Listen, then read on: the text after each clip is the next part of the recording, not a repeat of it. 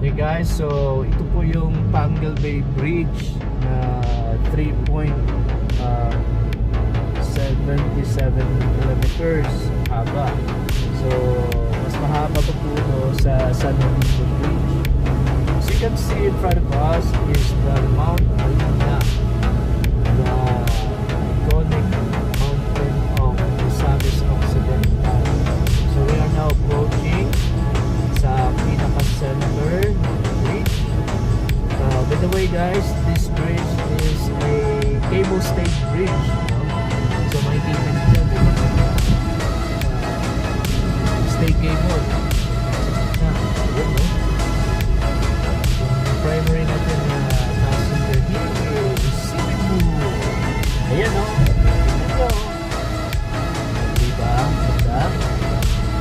So this is a bridge. So sa kabilang side naman, dagat, no? So napakalakas po ng hangin dito, kaya napakalakas ng alon.